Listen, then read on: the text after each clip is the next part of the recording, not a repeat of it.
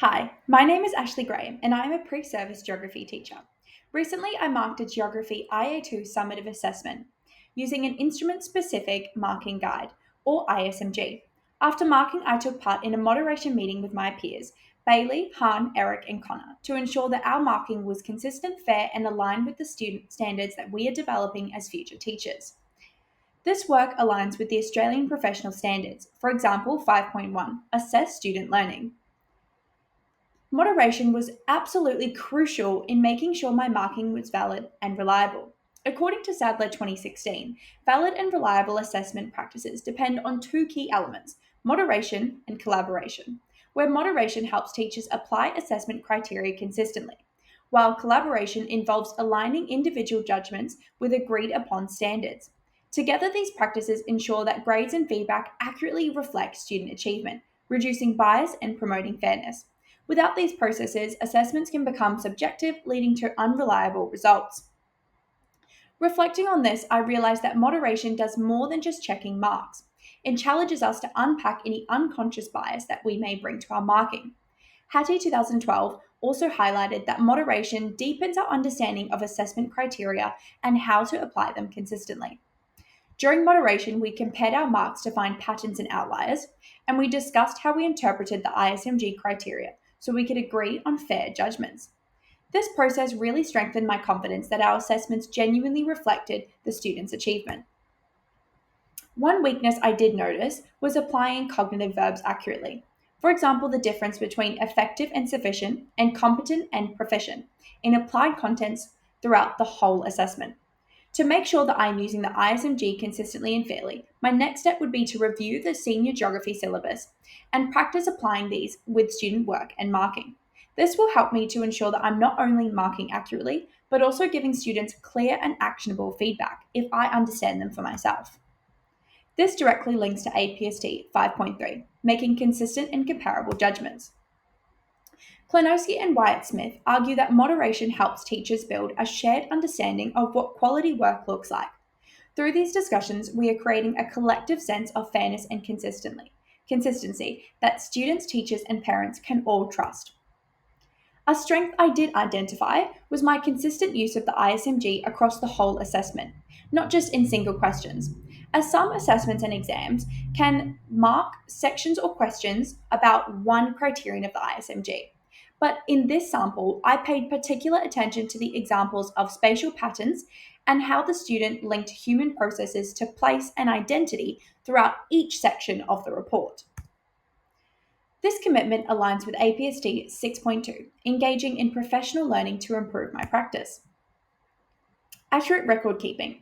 Keeping clear and accurate records was another key part of this process. I wrote detailed comments in the ISMG, listing each student's strengths and areas for improvement. This made my marking transparent and accountable. It also supported moderation discussions, helping keep a consistent decision throughout the moderation meeting. Renshaw in 2013 highlighted that precise data collection is essential for improving teaching. I found that these records gave me a clear picture of what the student was at and how I could support them moving forward. Engaging parents and carers in this process is also so important. So, in parent teacher interviews, I would plan to review the student ISMG feedback to identify the strengths and challenges prior to the meeting. And then during the interview, I would start with positive feedback and then clearly discuss the areas for growth using the ISMG examples and my record keeping. After the interview, I would email a brief summary of our discussion and agreed strategies. And then I could also upload final feedback to platforms Daymap or Canvas, or send individual emails and offer targeted support to parents of students needing extra help. This approach will create a shared understanding between home and school, which research shows can significantly boost student outcomes. This aligns with 7.3, engage with parents and carers in learning. Epstein in 2001 argued that family involvement is a crucial factor in student success, as it builds stronger connections between school and home and enhances student motivation and achievement. When teachers are actively engaging with parents and carers, it creates a supportive network that fosters deeper learning and addresses individual student needs. Looking ahead, I am focused on integrating formative assessment strategies to boost learning throughout this term.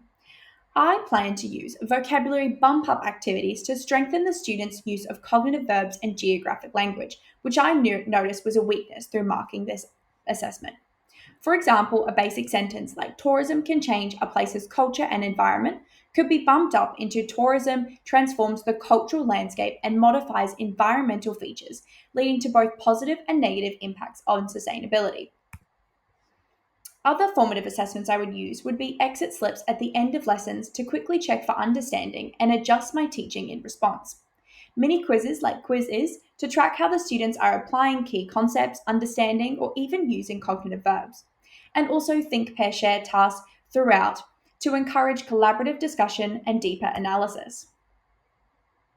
This applies with a few APSTs. 2.1 Content and Teaching Strategies of the Teaching Area, Using Teaching Strategies, 4.1 Support Student Participation, 5.1 Assess Student Learning, and 5.4 Interpret Student Data. Black and William in 2006 explained that formative assessment is one of the most effective tools to help students improve. By giving regular feedback while they are still learning, students gain a clear sense of what's working and what needs attention.